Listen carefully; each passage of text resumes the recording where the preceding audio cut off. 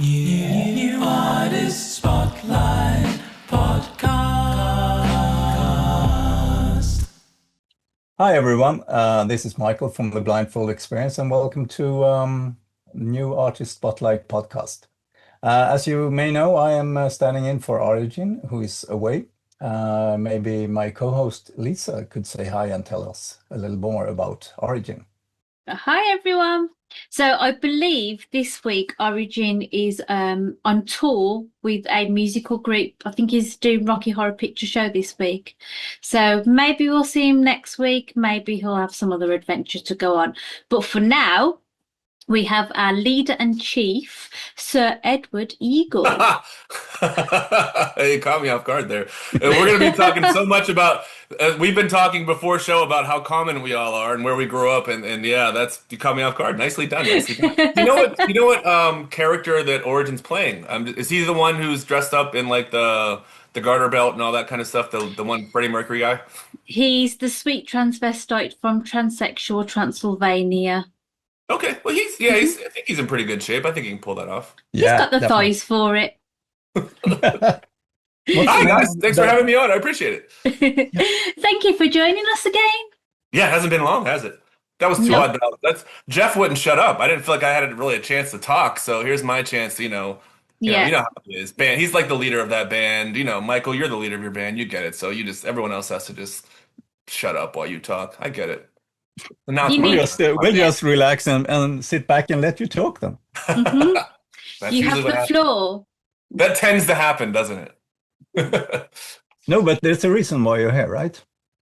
Yeah, I wanted to announce to everyone that I'm bald. I've been wearing a wig the whole time, and I'm sorry for the deception. This is my real hair.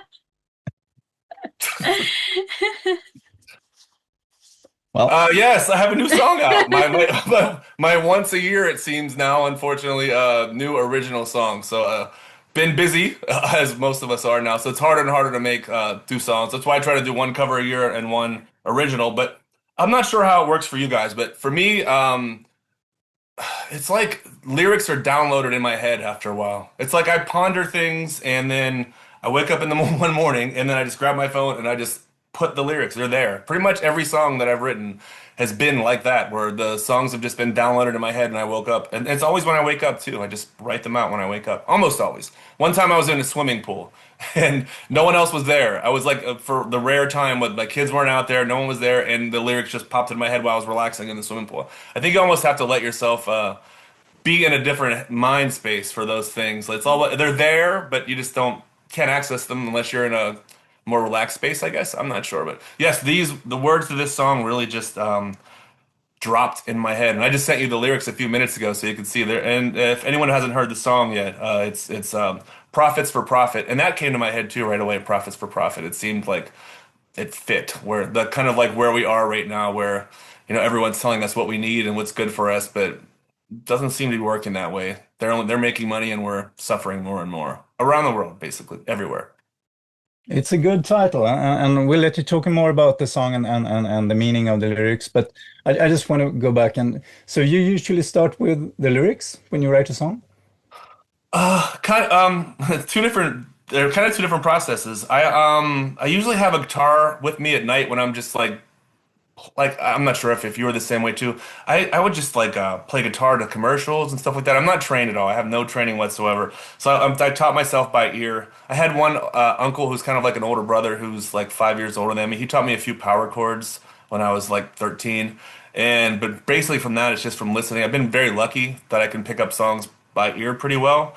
And I kind of taught myself along the way. So I'm always like when I have a chance, when I'm not too brain dead tired, I like to have a guitar in my hand and just play. And just so the riff at the beginning of this song, I've been playing that as a warm-up exercise for years. Every time I play like heavy stuff, that's the first thing I play on a guitar to make sure the distortion's proper. I'm getting the good chugga, and I play that riff every time. I did drop D this time, which I don't normally, but I just thought that it made the last couple notes sound heavier, and then the chugga sounded better with the drop D because I was trying to be a little heavier this time. So that, and then the verse chords I've been playing since like 2000. Just dun it, dun it. I've always liked that, like the very heavy dun it, dun it, dun it, dun it, dun it, where you're just I don't know what it's. I can't remember what song it's like, but definitely Master of Puppets album inspired, kind of like that whole. The tone was taken from the exact almost a Master of Puppets preset of a Mesa Boogie Mach 5 that they used in the studio. So to answer your question, I did the riffs at many different stages along the way, and then the lyrics came to me. So I went back and on my phone.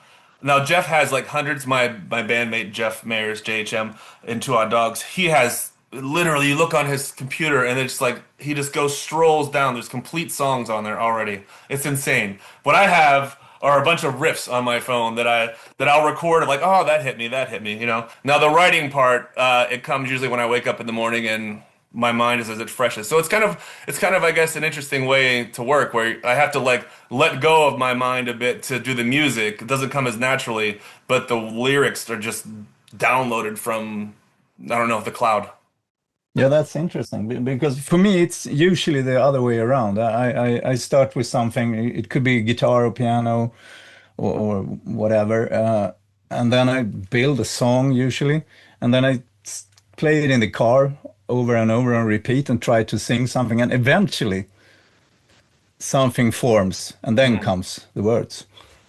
So that's usually how I do it. I tweak a little bit along the way, but it's pretty much fully formed, honestly. Yeah, That's it's cool. it's. That's cool. I guess because I don't have the time to really put into to tweaking too much, and I kind of know in my head. You guys will probably find this wholly unsurprising. My favorite part about making music is not singing or playing guitar. It's like producing the song. It's like the going through the stages. It's been kind of cool. I've been dating my girlfriend for almost exactly a year now. She's only got to see me do 2 songs, but she's gotten to see the process from the beginning to end and see how bringing in other musicians, and she's been really fascinated by it. And she could see how, like, that's the part you really like. She's like, this is what you like. You're the happiest when you're creative and so not so much. I find like coming up with the guitar parts. Man, this guitar part was so freaking hard to get. It's a 94 BPM, and to get that opening riff spot on. I did it up to 4 times, 376. So I would just like that little dun dun dun that little turnaround was so hard to get those 3 notes in the 4 clicks. I had to make it way faster. To me, that's kind of stuff stressful. You know, the singing is not so stressful. And I didn't really even sing in this song. It was more talking and shouting or whatever. But yeah, I like that's why when we did Because, I really like that. I really like reaching out to everyone who trying to find their best part of each song and have it all come together for Andres to put together too, and you and I obviously. That was fun. It was fun being the producer of that, and I can see why you like doing that so much, because it's my favorite part of the job. But I don't know if I would feel comfortable doing other people's songs though, because I just know what's in my head and I know how to direct my own stuff. So yeah, I really enjoy that part, that putting it all together part. But I have to let my brain go, to where I can come up with those riffs or whatever, those chords. Usually it's a chord progression or something that'll stick out. And then and then a month, 2 months, 10 months later, the lyrics will pop in my head and they'll match. That's a good question. Thank you for asking.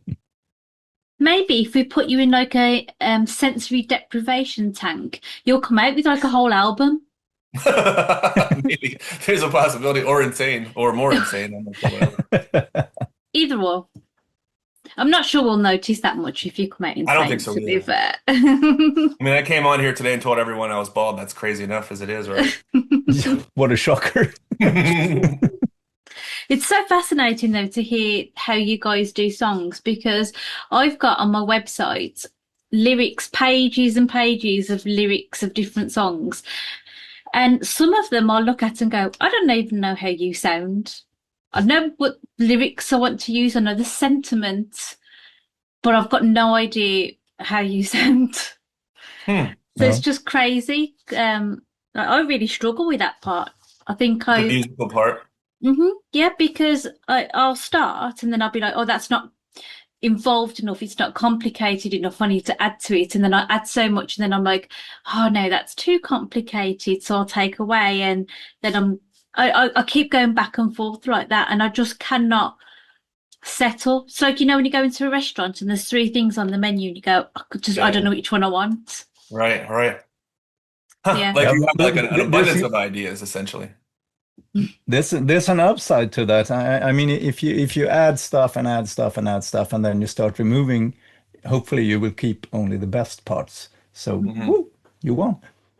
Or you'll do what I do and go, fuck it, and just close the laptop and go make a cup of tea. There's that too. I mean, we all talk about being independent artists, and I think it's important for everyone watching this to understand just, not woe is us, but it's a lot of fucking work, man. Like this, from getting these ideas we're talking about, to putting them down, to having them mixed, to having them, produced, mixed, whatever, to putting them out, like uploading. We had come up with album art. I don't have a video for this song yet, and I think if any song I have needs a video, it's this one, but I don't want to do AI, because of course I'm railing AI in this song. Uh, and then yeah, and then by the time you get to releasing it and hope people hear it, I mean that's how NAS started, right? Because it's like, okay, how do you get people to listen to your music? You've done all this work, and the only way people say they'll listen is if some scam artist tells you they'll have 1,000 people listen. They're not listening. You're paying for empty streams.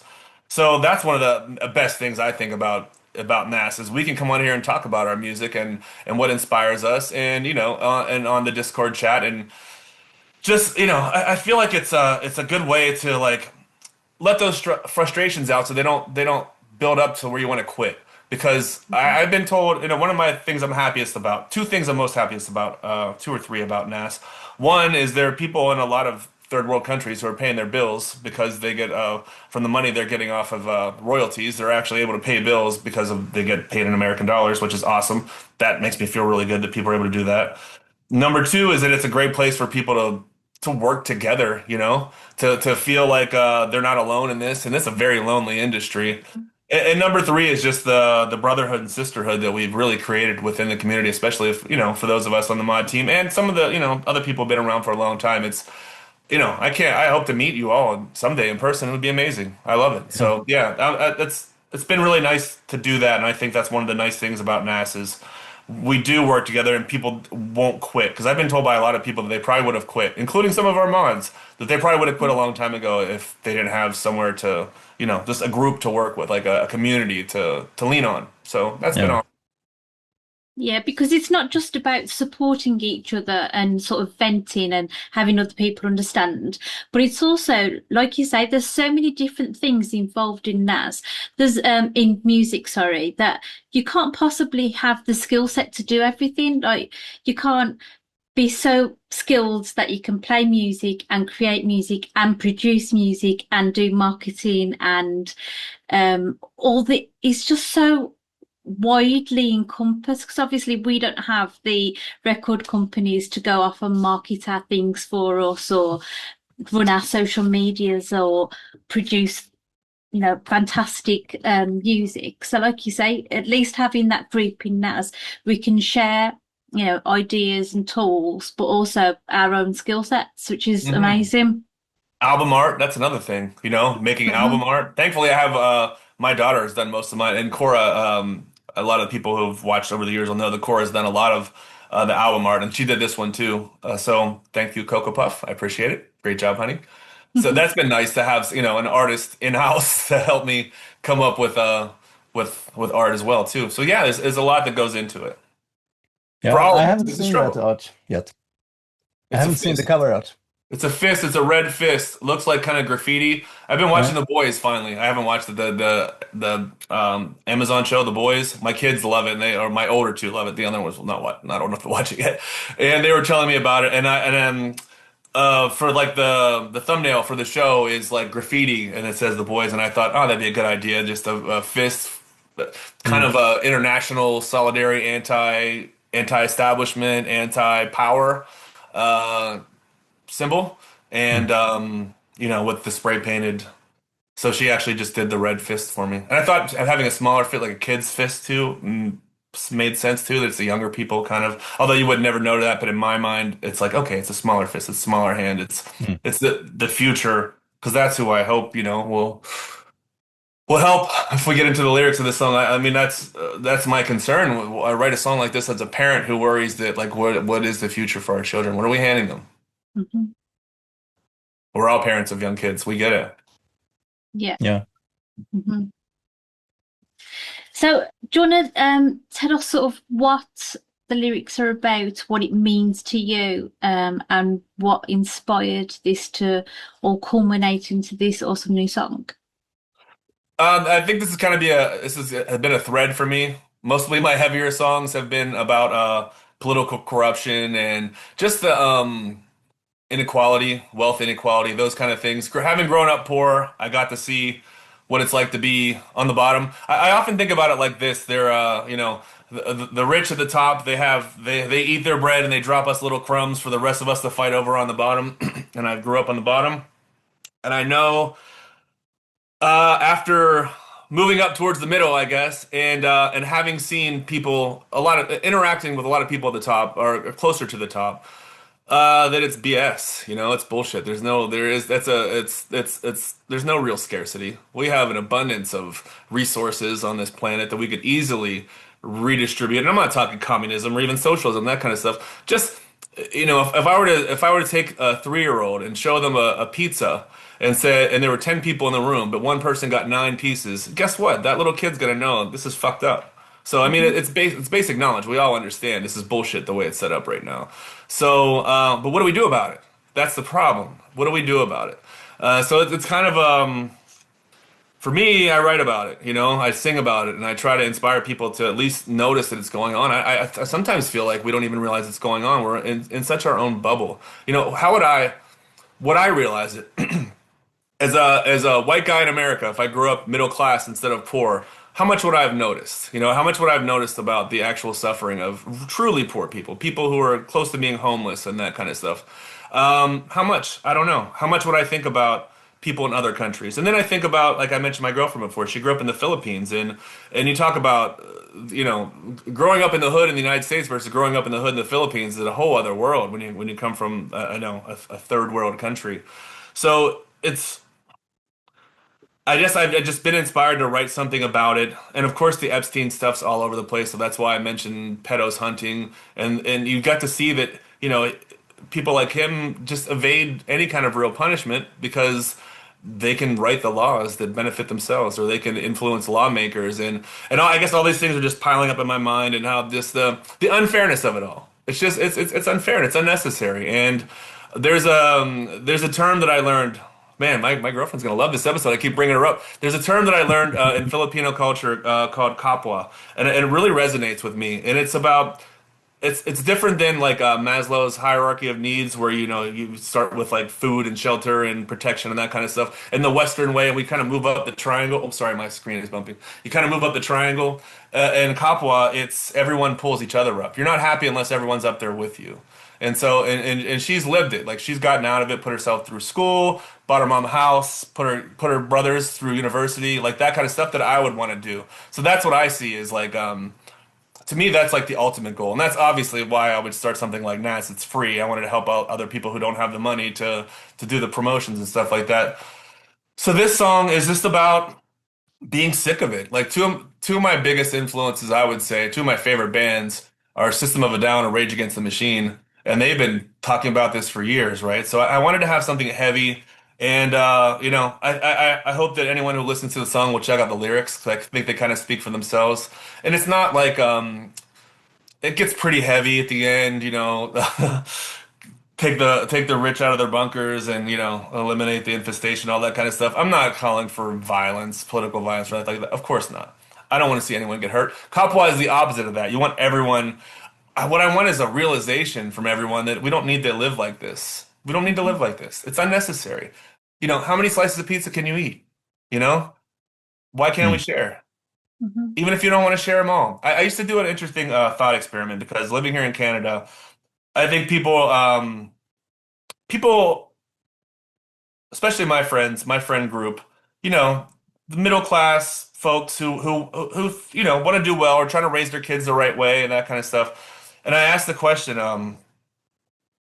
when it was during COVID, I believe, and there was a lot of complaints about this and that. And you know, COVID helped divide us even more, I would say. We're more divided than ever since COVID, unfortunately. And the question I had was, and this is going to hit you guys hard now. It's, by the way, it's 113 degrees Fahrenheit today here. I looked it up. I looked up what it was. I think it's 43 Celsius with the heat index. Yeah, it's insane. Wow. So my question was for a group of other people who are good, who give the charity and all that kind of stuff. I said, think of all the money we could save in energy bills if no one was allowed to use their air conditioning, which is a big thing here in North America compared to Europe. If it was over 30 degrees, anything under 30 degrees Celsius, you can use it. But once it hits 86 for my American friends, once it hits 86, you can turn it on, but not before then. Think about all the money. And instead of the money we're wasting on energy, we can use to help feed people in countries that will never have air conditioning. And I just actually happened to see an article recently about the people who are most affected right now by global warming are the people who will never have air conditioning. Because they're the ones suffering more, and that's just the way our world is set up. So, and I asked them, would you do it? Would you give up air conditioning for only you can have it over 30, but under 30 you can't have it. And having grown up poor, we didn't have air conditioning most of my life anyway, so I'm used to it. So it's an easy question for me. Yes, I hardly ever turn it on anyway if I don't have to. But and most people are like, no, they don't want to give up something so simple as a luxury. Everyone wants the government to do what we all kind of have to do together. We can't just say, oh, well, we'll have the government give this. I also don't want to make it look like people here are not giving. As much as America takes crap for, we also give more money to charity than any other country. I think it's by a lot too. So the Americans are very charitable, but and Canadians too. But I think what we see is everyone wants to flex what they have, right? Everyone wants to flex. I have this, I have that. I got a new Tesla. I got a new guitar. I got a new blah blah blah. Look where I live. Look at where I'm going on vacation. Did you see where my holiday was this year? Like that kind of stuff, right? We're chasing stuff that doesn't really make us happier in the end. I don't know. Maybe for some people it does. So that my whole mindset was, how do we do like a paradigm shift for the world? Like, how do we change the mentality that, the triangle? How do we take the triangle for Maslow's hierarchy of needs and keep it in the lower sections where people need, or pull people up, the Kapwa mindset, How do we do it? And the best way I know how to do it, I guess right now, is is to write about it, do podcasts about it, talk about it on every interview that I've ever done, mention it to friends, try to inspire my children to have that kind of thinking, because they are growing up in a way different environment than I grew up. They're not. The only time they see the hood is that when I take them home, when I visit. I actually took my kids to my old neighborhood where I grew up, where I learned how to play baseball. I'm like, you wouldn't be alive today if I didn't learn how to play baseball in this neighborhood, because I worked for Major League Baseball, and that's how I met their mom, and yada yada yada. So they didn't even want to get out of the car. They made me leave the car running. So while we took a picture outside of where, so they could be within one step of the door. That's how crazy. That's how different their lives are from where I grew up. And so how do I get that message to them? They hear me talk about it. How do their friends hear about it? They're one of my sons. We live in a pretty diverse area here, as most of Toronto is. And so my son has friends of all different backgrounds, and it was kind of crazy to hear. One of his friends is his parents moved here from Korea, and I'm not sure how long ago, and he was talking smack about Indian immigrants, and it was just like, I'm like, buddy, it was the East Asian people who were getting the trouble 10 years ago. They were saying the same exact thing, and now here you are, talking smack about. There's a huge influx of Indian immigrants here, and that's caused issues, and I know it's everywhere around the world, but it was so disheartening to hear children, not children, but 17-year-olds talking about this kind of stuff. And my kids have had anti-racism beaten into their heads since they were little, so they know better than to ever say anything like that in front of me. And my son's friend apologized to him. I'm sorry you upset your dad. And my son's like, yeah, my dad doesn't play that. You know what I mean? You can't don't even joke around about stuff like that. But if that's happening here in a very mixed area, that it just really hit me. It's like, wow, it's like everyone wants to just pile on to the one but underneath them, the new person underneath them. They want to pile on. It's like, we're all the same. We're all the same team. We really are. We are all on the same team. It's the poor and the middle class against the uber wealthy. I know, and people want to talk about class warfare and that kind of stuff. It's real, and by not talking about it, it's not going to make it get any better. So I'm writing about it. Mhm. How's that answer? No, That's a that's a really good good answer. answer, yeah. And your thought experiment is really interesting actually because I've never had aircon. I've got a little fan that I'll stick on every now and then, but aircon is just not something that I have or will ever have most likely. And most people in England don't. So if I want to use aircon, I have to go to a fancy supermarket to use theirs. But it's just an interesting concept because obviously those people who said no, they wouldn't turn their aircon off, they wouldn't sacrifice that aircon. To that, they clearly feel like that's like a hardship, that it's, that's a basic right that they're not Hmm. being allowed to have. Whereas people in other countries, that would be a luxury to even just enjoy it for 5 seconds. That real hardship is I have to choose between feeding my children or paying the energy bills this week because I can't do both. And it's true what you say, because you can't understand what it's like unless you've walked a mile in someone else's shoes. You don't know what it's like to have that fear as a parent, to know that no matter how hard you try, you can't do right by your children because there's always going to be something that you can't afford to give them. Mhm. So yeah, it's really interesting. But I like that thought experiment. It won't work here in England because no one's got aircon except for in their Right. cars You'd or have to pick something else. yeah, Fear, yeah. fear of poverty has been the biggest driver of me in my life. That has inspired me to do everything I've done is fear of growing up poor and the danger that comes. I don't want to get into the when you live in that kind of you come into danger a lot. Your life, I've had Mhm. gun on me as a little kid. Like it's like stuff that you would never something that most people would never experience. They don't see it because they're not there, and they don't. Most times it's. Let's be honest. If you watch the movie A Time to Kill, have you guys seen the movie A Time to Kill?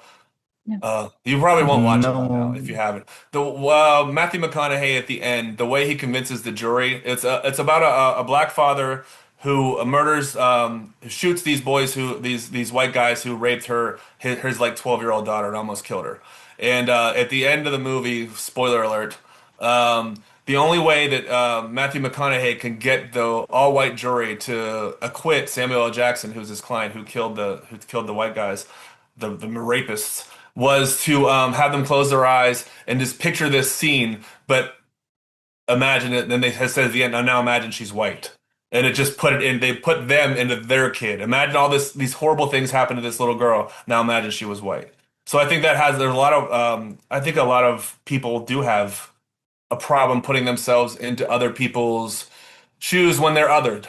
When we continue to other people, when it's the immigrants, it's the poor black people, it's the poor, it's the Chinese, you know what I mean? The more we other Mhm. people, the easier it is to divide and conquer. It's divide and conquer. So when you take like a more like a 3,000 foot view of the situation and kind of like take your own personality out of it, take your own country out of it. I think of the John Lennon Imagine lyrics. Like he kind of does that. He takes his own personality out of it. He takes his religion out of it. He takes his race out of it. Everything, and just looks at it from a broader perspective. It's like this doesn't add up. Like why are we fighting? Why are we fighting each other? We're on the same team. Hmm. Sorry, I bumped again. We're on the same team. Why are we fighting? Why are we, why are we being divided and conquered? And when I talk about my song, The Team, it was about how we really don't have any options. They're both offering almost the identical thing, except they'll sprinkle in a little bit here, a little bit there it's slightly different. And they'll have a couple really divisive issues like abortion or immigration or something that they know are just like hair trigger things for we'll fight. I don't even know who they is, honestly. We say they. Whoever it is, whoever they are. I don't know who they are, but I fucking hate them. I'll tell you that. Now that's really interesting. When Donald Trump was running for the first time, because I'm a writer as well, so some American kid had asked me to proofread an essay that he'd written. And it was actually fascinating because he'd looked at Donald Trump's campaign and the whole Mexicans are racist, rapists, and that all of that kind of stuff. And basically, what he said was that it's not about the Mexicans or one specific group or anything like that. It's the psychology behind it. Basically, what he's done is he's looked at the group of Americans and said, right, some of them want to support me, and then some of them aren't sure what they want to do, and some of them have gone the other way. So the best thing to do is put anger into the group and fear, because when people are angry, they stick to their guns. So the people who've already said they want to vote Trump will then continue to vote Trump because they're angry, because they've got this common enemy. Whereas the group who are unsure will get persuaded to vote for Trump because they've got that fear injected into them. So it's basically like playing on the psychology of the voters to manipulate them into voting sort of which way you want to go. And I just found that really interesting, because I thought there are so many things that we don't realise might be changing the way that we think or act, or things that we believe. So for all we know, the higher up people are just, creating these divisions between immigrants and things like that as a way to keep us preoccupied with our own little communities, to keep that division there, because otherwise we would all be uprising against them. Yeah. The outer enemy. Boom. Right. Nailed it. Nailed it. Yeah. Don't look here. Don't look at your empty plate. Don't look at your light bill you can't pay. Look at the Mexican border. Why do people in Maine? Why are people, sorry, I can just go on and on and on. Yes. Do not pay attention to the man behind the curtain. Don't pay attention to the man behind the curtain. Listen to what I'm telling you, not what's going on. Yeah, you nailed it. It doesn't matter. I think, yeah, Trump is such an interesting. I don't really want to talk about specific people, but he's such an interesting example, because he's such an outlier. Like, I think he was basically he never really had a party. He just goes wherever it fits him, right? That's his thing. He doesn't care. He's one of the few who just like basically tell you, yeah, I'm this, that. So he is an outlier, but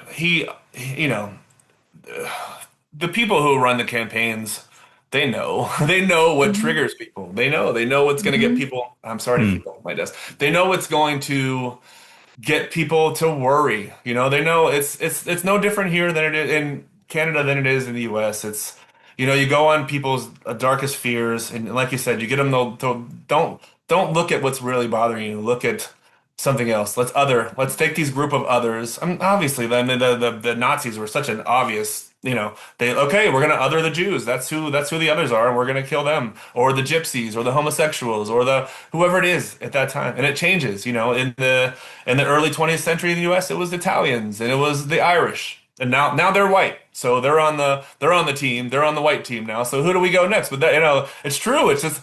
I've been very fascinated by race. My own background's way more interesting than you would probably imagine looking at me. So I've always been interested in that kind of, in genetics and that kind of stuff, and read a lot about. And it's we're so similar, regardless of how we look. One of the books I read a while back was called The Race Myth, and it's by a Harvard biologist, and they break down different DNA markers and that kind of stuff. And they found that so I think, I'm trying to remember who it was. It was sub-Saharan Africans, I believe, and the Aboriginals in Australia are the widest gap DNA-wise or whatever, biologically in amongst the human race. And within each of those groups, there's more diversity than there is without them. So what I'm trying to say is, even amongst those two groups who are supposed to be the farthest away, you would take 3 people from each one and 3 people from each one, and they could be closer than someone within their own group. I hope that made sense. It just shows how we are not. We're looking at.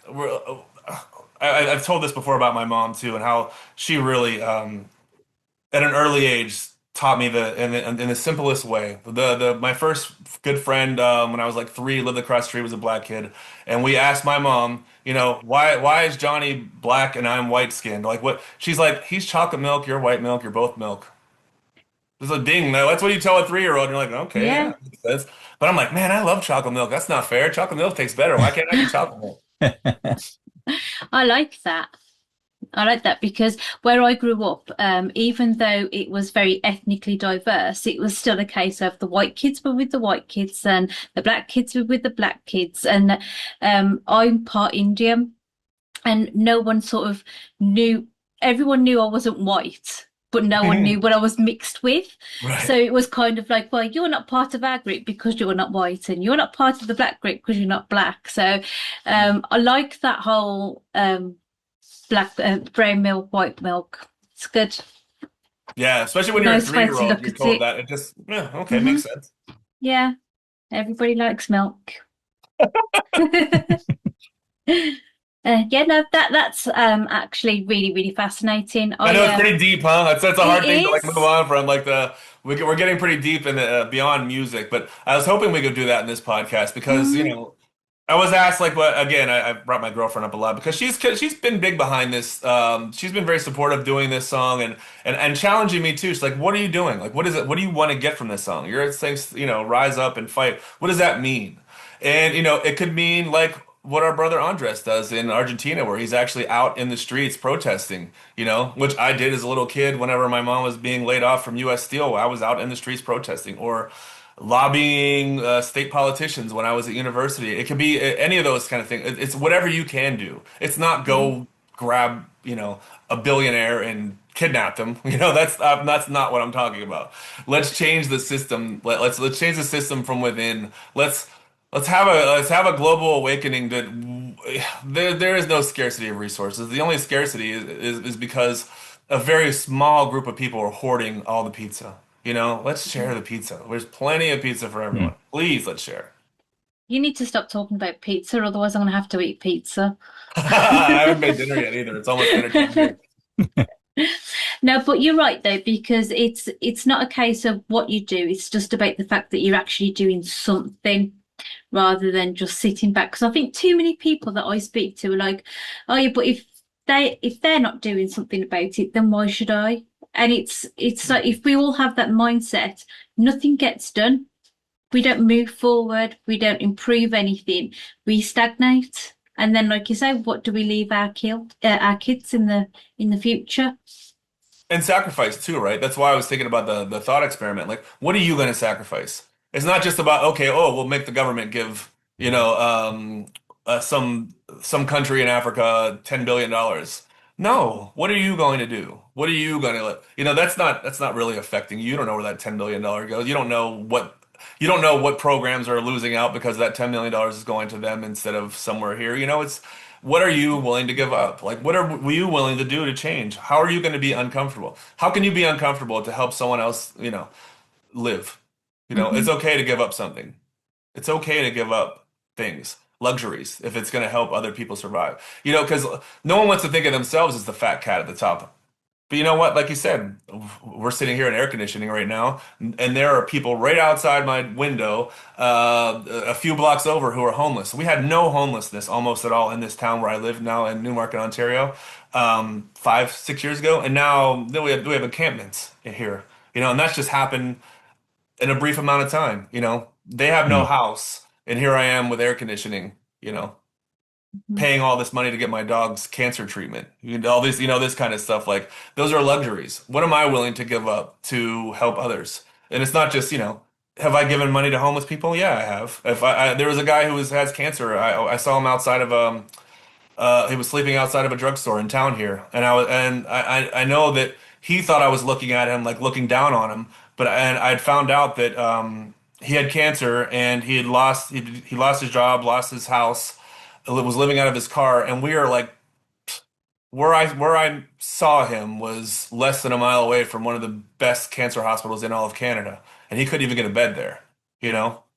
So I gave him some money that day, but what does that really change? How about Hmm. let's have more beds available for cancer patients so they're not homeless because and we're lucky here. My dad died of cancer of lung cancer, and he had insurance, but it was crappy insurance. And then basically my stepmom lost everything. They lost their home after he passed away, and it's, so at least there are some, you don't have to pay for your health care. It's covered in your taxes and stuff here. But still, people are losing their homes. People are losing the cost of living is outrageous right now for almost everyone. What are we willing to do? What am I? What are you? What is everyone willing to do to help other people? To help other people, get through this? Because it's tough. We're living in very dark, tough times right now. And I'm an optimist by nature, very much so. And yeah, I worry. I worry about, have we lost our way? Have we forgotten that we're all in this together? Are we so tied up in our phone in front of our face and our own algorithms and what's being fed to us individually that we forget that there's a lot of suffering out there, and a vast majority of it is unnecessary. Mm-hmm. And that's what infuriates me so much about COVID, because when we went through all the pandemic, I thought to myself, right, this is going to remind people that it doesn't matter whether you're black or white or Christian or Muslim. Actually, this virus is going to affect you either way. You're all susceptible to getting ill, to potentially dying from it. It's a reminder that we all the same underneath. And I kind of saw it as like the universe kind of trying to remind us, you're all people. Could you give us a little update on your dog while you're here? Because obviously we're all quite invested. Yeah, unfortunately, we found out Thursday that she has some cancer that's spread to her lung, and that's basically the end game. I just got the report back yesterday, confirmed what we thought. So hopefully, we're looking at weeks, maybe months if we're lucky. A couple months. It's just a shame. And I want to thank everyone in the community for just being so charitable and so like loving and understanding what a brutal. Mischa and I walked basically 5 miles a day for like 3 years. When I was going through my divorce, every day I needed to just get the hell away and think. And she was there. She was there like every step of the way. She's been just an incredible dog. She's an amazing family dog. And Lisa, your face is gonna make me cry if I keep talking about it. So, I mean, I've been the way I've been trying to think of it is a couple ways. She was her parents were wild dogs near the North Pole, and whenever I had to, of course, share the news with my ex-wife and let her know because it was her dog too, and she's like, you know what though, if we wouldn't have adopted her, she wouldn't have come here. She would have had cancer anyway, and she would have been basically eaten alive by predators when she could no longer run. I'm like, think about the amazing life that we've been able to give her. She, even if it's only been 4 years, we've saved her from, a tragic end. So, and I think about I had, those of you who've been around a long time will know I had Ben, who's like 16, we got Ben before my son could walk, and my son was driving by the time he finally died. So, and that was just a little over like a year and a half ago. And I've tried to think of it like, imagine if we could bring back Ben for like another month or two. How awesome would that be? So I'm just trying to, spend the last month as if it's like a couple bonus. I've gotten a couple bonus months with her to, it's just so hard because she doesn't know, right? She has no idea what's coming, and you just see it every day. So yeah, I'm trying to. I'm a big wuss too when it comes to that kind of stuff. So it's hard not to tear up even talking about it, especially with how sad both of you look right now. In my screen. No, but she's a beautiful dog. Thank you. She's 10 times sweeter she's giant. And you guys know, I think I'm big too. So a lot of times people would cross the streets when we're coming towards them, walking towards them. But little kids love her. They come up right to her face. Their parents are shitting themselves because they're running up to this dog who's literally 20% wolf and is big.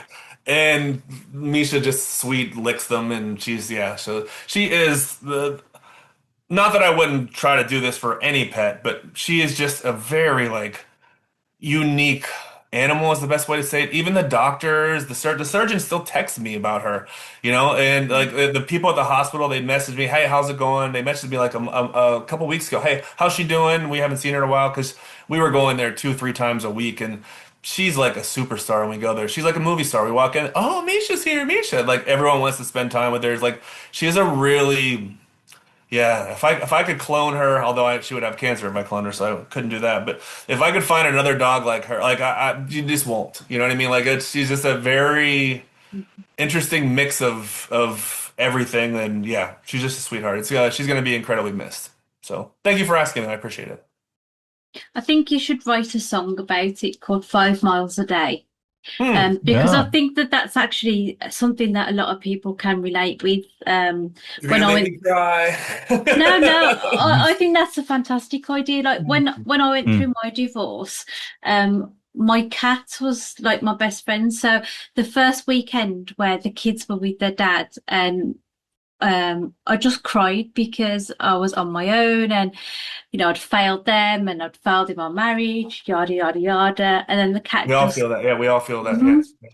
And then the cat just sort of snuggled up on my lap, and just they have this amazing way of knowing when you need that cuddle, and knowing what you need in certain situations, and just being protective of you. Like I remember my cat once, my ex-husband shouted at me and my cat hissed at him as if to say, Nice. don't you dare.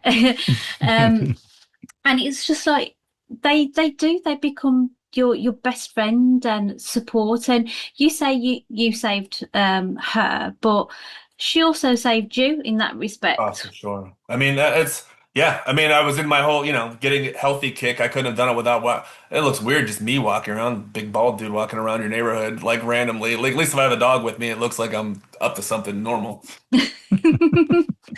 But no, I think that would make a fantastic song. 5 Miles a Day. I like the title too. Let's remember Mhm. that. Yeah, I Yeah. just wrote it down. Yeah, so I'll remind you. Mhm. Yes.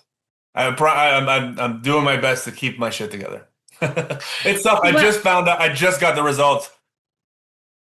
Just found out Thursday. Didn't think it was going to be that soon. I thought we had maybe like a year or so with. I was Mm. hoping for at least a year or two because we went through all the extra procedures, and if apparently dogs that get infection, like a mild infection in that leg, they will have their life expectancy doubles. According to, I'm not exactly sure why. They think it's because they're fighting off the virus. Anyway, yeah. So it's still pretty fresh news. So it's rough. It's a rough one. It's inevitable. We knew it was incurable cancer, but I thought we had a lot more time. So finding out that it was that, yeah, I was pacing the room. Oh, yeah, I wanted to punch holes in the walls. You know what I mean? Like unfortunately, we've discussed this too, mental health stuff.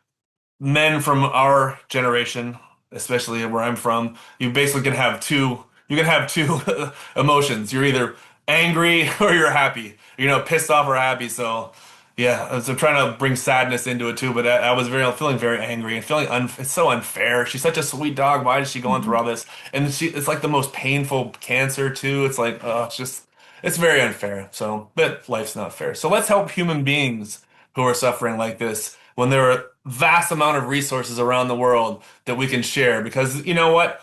This is my dog. Imagine this is my son or my two daughters that are going through this, and that's happening to hundreds of thousands, millions of people around the world right now, where there are probably medications out there that could save their children, and they don't have access to them, or even water or food. So let's bring it all up. We don't have to fight over the scraps anymore, people. We don't have to fight over the crumbs. Let's take the whole bread. Let's take it all. It's ours. It's our birthright. This is our planet. It's not 1,000 people don't get to decide where all the resources go. This is ours. Let's go. Change our mindset. Definitely. Right, so it's supposed to be like the Quickfire 5. And so because you've been on this show so many times now, I figured you're probably bored of the questions. So I've started internet dating recently, which Oh, is nice. interesting. And they That's how I have met my girlfriend. It's good. It can work. It Oh, can work. really? Yes, Yeah. yes. It feels a bit like shopping for a partner, which is It is. kind of scary. But yeah, so the dating websites have like openers, things to get you chatting and to see if Okay. you're like compatible and stuff like that. So I'd actually written down some questions from there, thinking that I could ask you two guys, and it'd be a bit of fun. But Okay. it Which app is it? the one that I'm using is Bumble. Have you heard of it? Yeah. Yeah.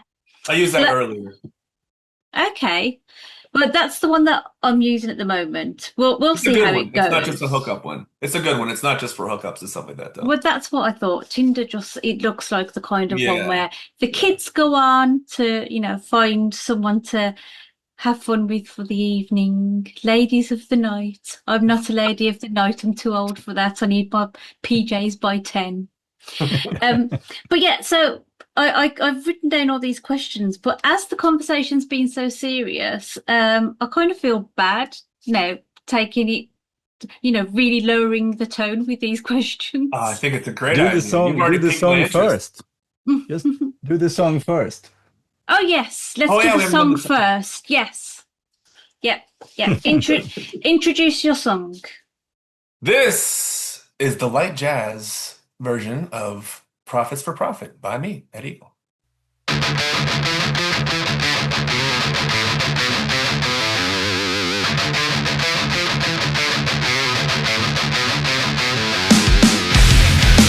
Take a look around, like what you see. Children are dying, are living on the streets. Mindless wars raging, many more on the way. Brothers fighting brothers, we can't wait another day. Who makes a profit when a baby dies? Is he a prophet or the devil in disguise? Who steals your dreams and who feeds you lies? Who runs the teams? When will we rise up? Unite! Rise up and fight!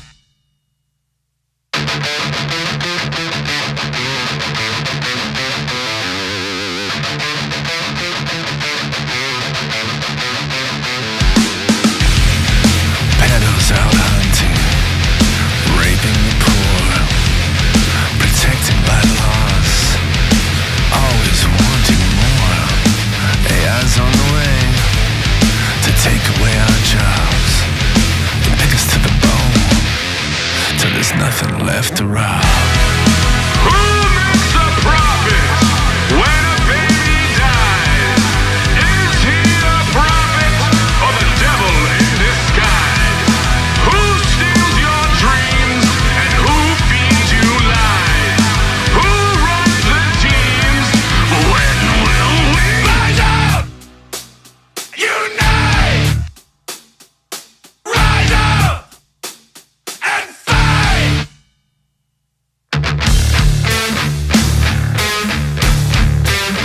This is the prime example of the devil's chicken coming back home to roost.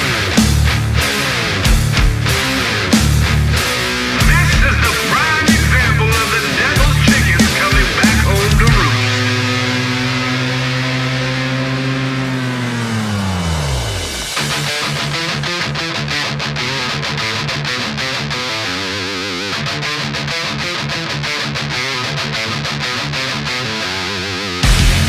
It's not too late, but we're running out of time. Can't wait another minute. Gotta pay for these crimes. A soul fed by greed has no rehabilitation. Rip 'em out their bunkers and this fucking infestation. Who makes a profit when a baby dies? Is he a prophet or the devil in disguise? Who steals your dreams and who feeds you lies? Who runs the teams? When will we rise up? Unite!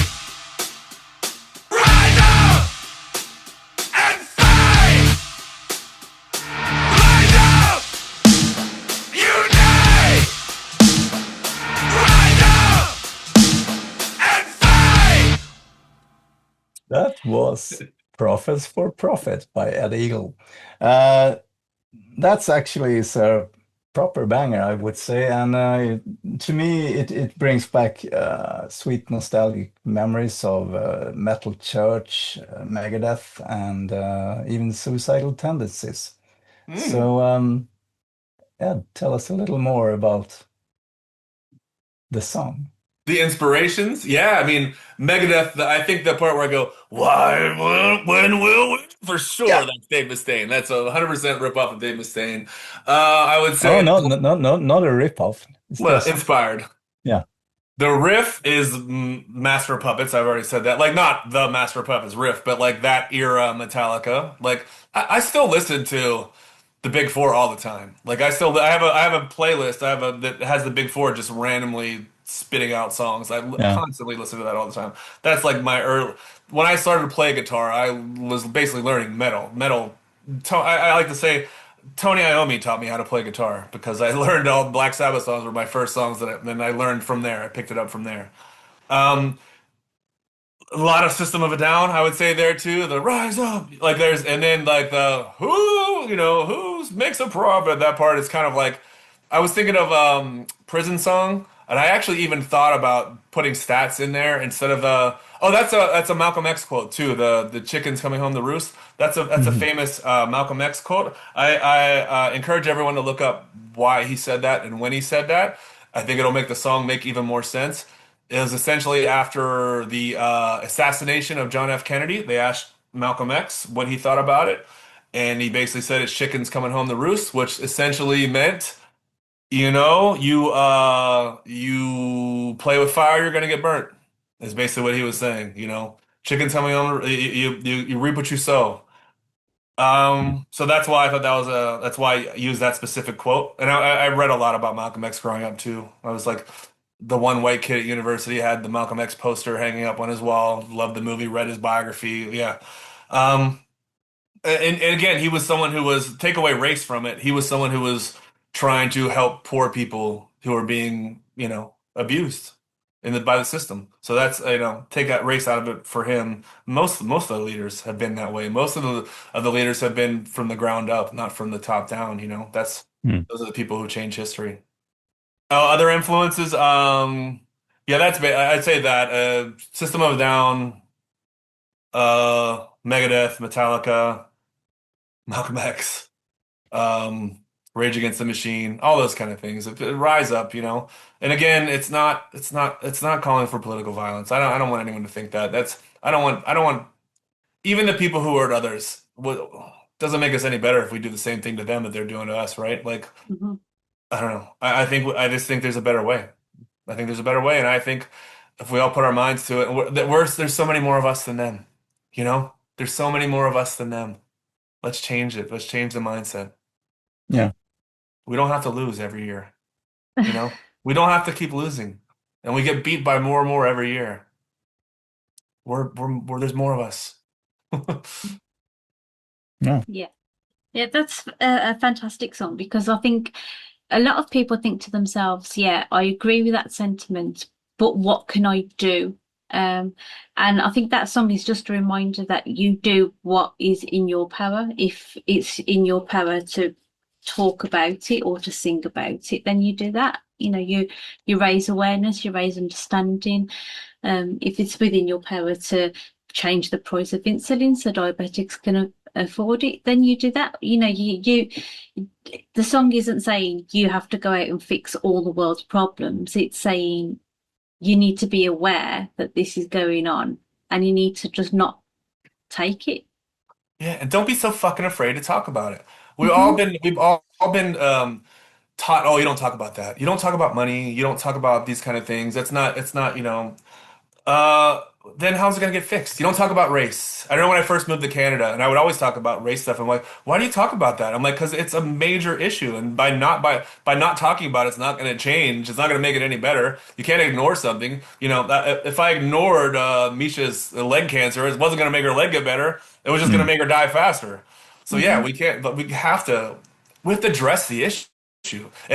We've been smartly conditioned not to talk about these things. Oh, I can't believe you're doing well, class welfare. Like that's a class warfare. Like that's such a negative thing. It's a negative thing for the people who are screwing over the people at the bottom. That's who it's a negative thing for. Yeah, fuck it. Talk about it. Please talk about it. Share it. Talk to your friends. This is bullshit. And we're dealing with it. It's like, how long are we going to take it before we finally don't care if it's not what you say in proper company? Fuck proper company anyway. Fuck that. Fuck all that. Seriously, say what's on your mind and let's make changes. I'm sick of this. I'm sick of just taking it. Like we can't take it.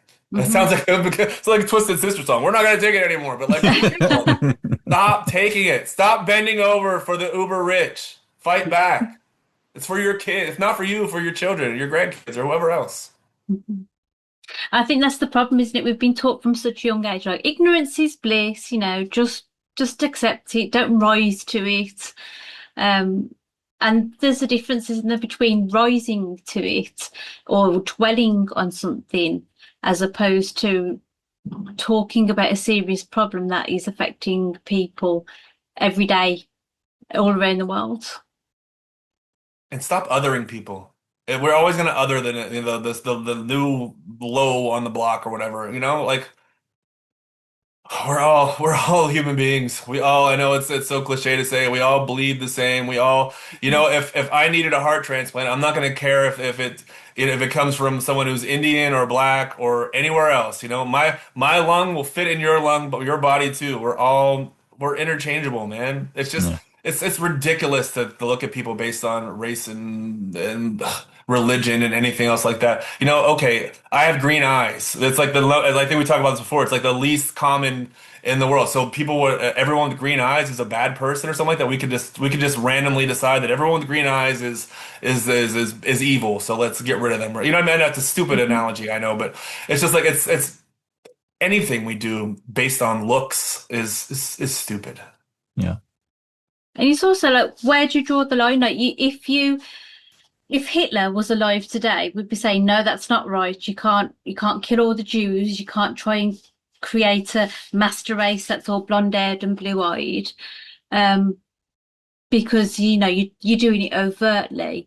But it's like you say, if you do it underneath the radar and you do it so people aren't quite aware of it, or they're being distracted by something else, but does that make it okay? Right. It's more subtle. I keep saying they. Fuck, I wish I knew who they were. It'd be easier to change things if we knew who they were. Try writing them a postcard and just address it to they and see where it goes. Follow it. Dear fuckface. Start sharing the wealth. See who gets it. Right, should we lighten the mood a little? Let's. Should we bring it back to happy? I was thinking, instead of the Quickfire 5, I've got 5 questions and 5 would you rathers. Which one do you want to do? We could try them all, and then maybe Andres picks the funniest ones, maybe. Okay. All right. But this time I want you both to answer, because I've just realised that actually Michael hasn't had like an introduction podcast of his own where we've put him on the spot, has he? So No, I've been a guest a long time ago. It was a while ago. But I haven't made you feel uncomfortable yet, and that's You upsetting do all me. the time. That you know of. On purpose, I haven't ever. Okay, question number 1. Who wants to go first? I feel like Michael should go first. Okay. But okay. Right. If your best friend were to roast you, what would their opening line be? Oh my God. You always put me on the spot so much. He hates me so much. No, I don't. I mean, you're hate the new one. You're the other. I just drew a blank. I can answer that one first if you want to. Yeah, please do. So my best friend, he also played bass and he contributed the drums on this song. And I know if he was to roast me, what he would say, because he's been saying it for years, is my not flattering nickname from a few fraternity brothers. He's one of my fraternity brothers, so I've known him for 30 plus years, was to call me Ed Ego instead of Ed Eagle. So he would, yes, he would like to say, I was just portraying confidence. Again, I grew up poor, and and I'm around other people who I like. Well, they don't have to put themselves through school and all this a lot of them. So I had to portray a certain, you know. So yeah, I would say he would bust my chops about loving me some me. Would Eddie, that though, the frat boy. yeah, would that be Cliff? Cliff Foster, that's him. Yeah, cool. I never had you down as a frat boy. I know. Look at this. I showed you my tattoos. Can you see my fraternity brand? Let's see if you can see it. I actually have the brand for my Yeah. fraternity. So that's hardcore stuff, huh? Mm. Did you have like an initiation? Yeah, that's not part of it. That we did I told you about how I almost died a few times. My fraternity house caught on fire and we escaped with our lives at the last second. Yeah, in the middle of the night. So a lot of us got the brands after that. So this was after it's kind of a reminder of how lucky we were to be alive and not die. There was another fraternity house fire on the same campus months later, and a guy did die. So it was even more of a reminder of like we're really lucky that no one died that night. Yeah, it was an old house that went up quickly, so that's why I have it. It wasn't part of an initiation, but yes, we did have initiation. I can't tell you about it. That's secret society. Right, maybe next podcast we'll go into that a bit more. You'll never get it out of me. Right, next question. What is the dumbest Michael thing didn't you've answer. ever... Oh, no. No, I think they would probably say something like, "Here comes the guy who has the least orientation of where he is and what's going to happen next." Because I'm always like, I'm not really. Well, my mind is constantly spinning, and I easily digress and start to think about other things. So if I look empty, I might have lost the train of thought for a second there. How's that possible? Whenever all the effort that you have to put into making your songs with people from around the world, how do you not have like tremendous focus? That's hard to believe. Yeah, well, I do for periods of time, and then I just lose it for a long time. That's why many songs are in progress for. I mean, "Strangers Unkind." I basically wrote that song in 1995 and Wow. released it in 2021 or something. So yeah, I'm a slow worker, and I lose focus, and then I get hyper focus, and then I lose it again, and just go to something else. And So that song's not dated at all, dude. I would never have guessed that was a 1995 song. Wow, it's really, yeah, wow, great work, man. well, it sounded different, but Oh, okay. basically the structure. But then I added vocals, and so it turned into something different. They usually do. Very cool. Okay, next question. What is the dumbest thing you've ever Googled out of curiosity? Do you want to go first this time, Michael? No, I'm going to have to think about it, because I obviously I'm a slow thinker, especially under pressure. So you can answer first if you can recall something. I'm not sure if I have anything specific that I can say, but like maybe my kids saying a word and I'm trying to keep up with what it means, and then I look it up and it's like, oh, I shouldn't have put that in my regular search. That should have been an incognito search. I don't really put that in my algorithm from now on. Yeah, I might have Googled some youthful slang that the teenagers use, and I just pretend that I know what they mean, and then I have to go and check it out, and oh, that was not positive at all. Like, what does tough mean now? Everything's tough. I'm like, is that a positive or negative? Do you guys know? What does tough mean?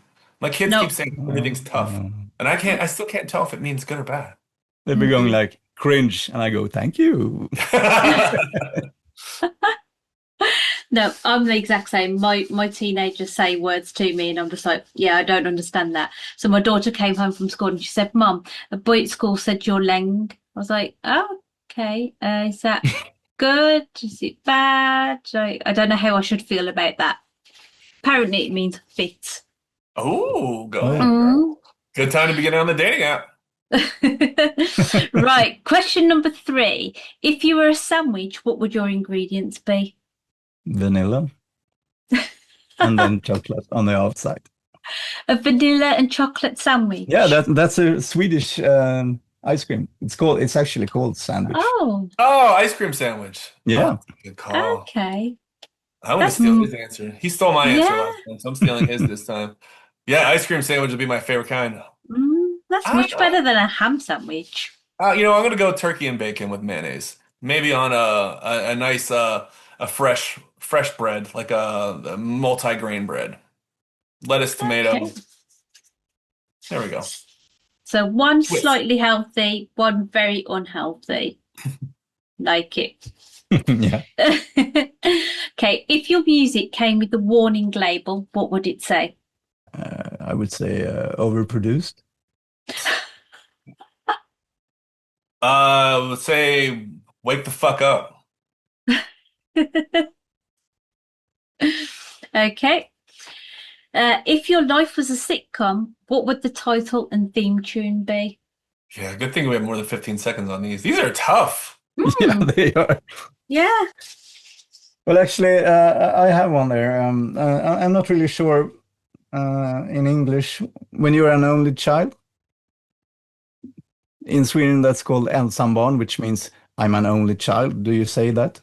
So, Yeah, only child, yeah. yeah, it doesn't translate. It doesn't ring well in English, perhaps, but two only childs on vacation, or because my girlfriend and I, we were both only childs, and so we want to do things our way, and we just do it that way. So sometimes when we paddle a canoe, for instance, we go different directions, which doesn't work so well. So we actually thought about that. That's good. That's good. Yeah. I don't know. I'm stumped on this. What would your theme song be? I'm buying time. I think it would be something ukulele, like that Hawaiian guy who does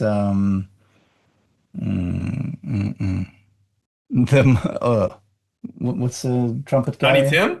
No, that's he's not Hawaiian. No, A Wonderful Life, the ukulele version. The trumpet guy, jazz player, what I can't remember his name. Oh, What a Wonderful World. Yeah. Yeah. Yeah, what did I say? Wonderful Armstrong. Life. Yeah, Armstrong. right. Louis Armstrong.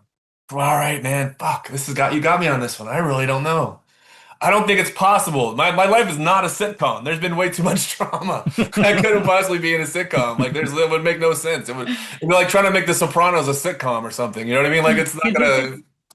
I don't know. It would be like The Wire or something like that anymore. But I don't know. The dude gets out eventually. Oh man, there is no. I don't know. If you could come up, what's a serious sitcom? That's the hard one. Dexter. Yeah, okay. Dexter. Yeah, I love that one. Yeah. And what would the theme song be? Bulls on Parade. All right. Okay. Cool. I just gotta say, they actually tried to make a sitcom, Sopranos sitcom-like. One of the actors from Sopranos actually was in it. Oh yeah, Lilyhammer. Ivan Sant. Yeah, right. Yes. Moves to Norway. Yes. That's right. It didn't last long. No, I didn't really like it. Yeah, not that I'm related to the mafia or anything like that. I'm just trying to think of The Wire. I'm trying to think of like a good show that was on for a long time and took a long time. So yeah, I would say probably. There's a lot of funny stuff in Dexter, so Dexter. Yeah. Okay. Okay, I think the would you rathers are much easier to answer actually. So, would you rather have to wear a tuxedo every day or pajamas? Pajamas. Pajamas for sure. I work from home, so I could literally wear pajamas every day if I wanted to. Okay, would you rather talk like Yoda or breathe heavily like Darth Vader?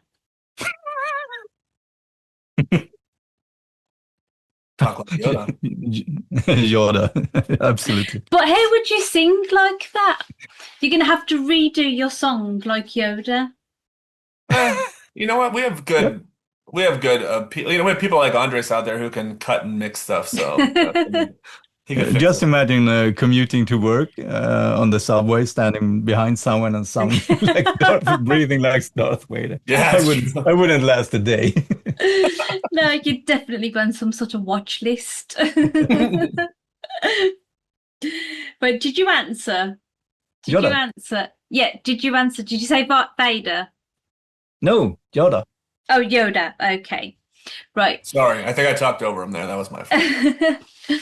Would you rather fight one horse-sized duck or 100 duck-sized horses? The horses. I love dogs too much. Duck or dog?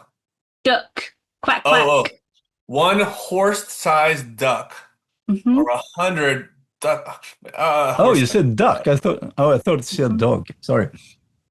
No, I think the duck. chances of winning are much better against 100 little horses. Sorry, but I just can't see myself smashing little baby horses like that. So at least there might be some thought. Oh, this isn't obviously an evil duck, or it wouldn't be so large. It's obviously here for evil. So I would feel more. I would feel better about fighting a large duck than a bunch of tiny horses. Mhm. And think about the pancakes you could make afterwards. Aromatic duck pancakes. That'd be delicious.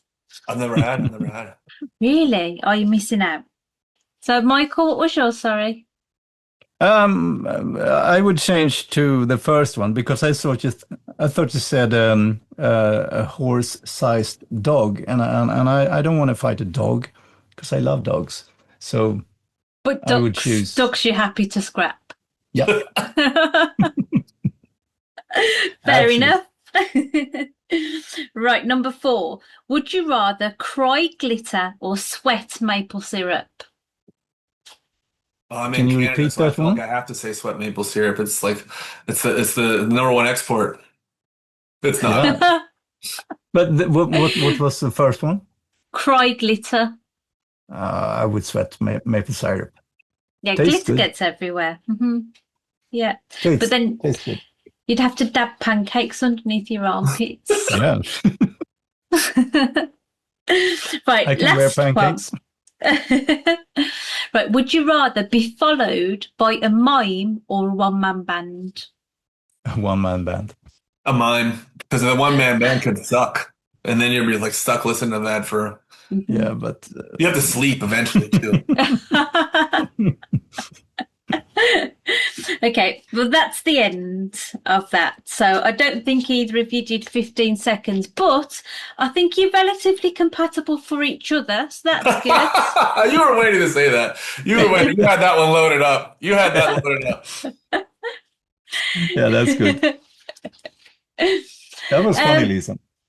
It was different, wasn't it? Because I was thinking we can't ask him the same questions again. People are bored of that. It's Ed, so we've got to really put him on the spot. People are bored of me. Let's be honest. Come on, they're like, enough, dude. How many times are you going to be on this show? I don't think so. No, I don't think so either.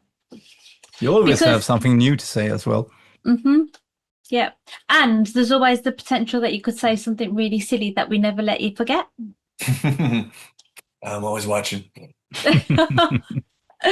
Hey, very Dexter of you. Here, you know what made me think of Dexter too? So I was actually born with a broken neck, believe it or not. I was born with a broken neck. Didn't know until I was like 40.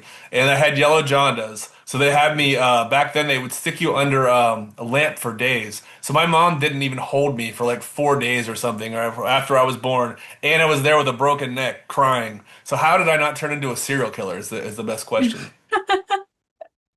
There's still time. That's true. I mean, Well, thank you for joining us again, Ed, and thank you for sharing your new track with us. Everyone needs to go and download it ASAP. If you could, stream it, not download it. I'm stuck back in the. Go for it. If you could remind everyone how and where they can stalk you. Spotify, just anywhere. Look, Ed Eagle Music, anywhere you'll be able to find me. Ed Eagle on Spotify, Apple Music, all the good places. Just go to NAS. I'll be on the NAS list. Newartistspotlight.org. listen to NAS Radio, check out the NAS Podcast here, check out all the awesome shows on NAS Radio. We've got Charles's weekly reviews. We also have other reviews that artists are doing now. We've got everything you could possibly want in one spot. Let's go. Yeah. Mm-hmm. Okay, well, as always, thank you for everyone for joining us today, and thank you to everyone behind the scenes at NAS. So all the people who, work on the editing for these videos, who help with marketing, all the moderators who donate their time to make NAS such a wonderful and fantastic and welcoming place to be for all the new artists out there, because most of us wouldn't have a home if it wasn't for you guys. So thank you. Keep keeping up the great work, and we will see you again soon. Yeah. Thanks, guys. Bye. Bye. New Artist Spotlight.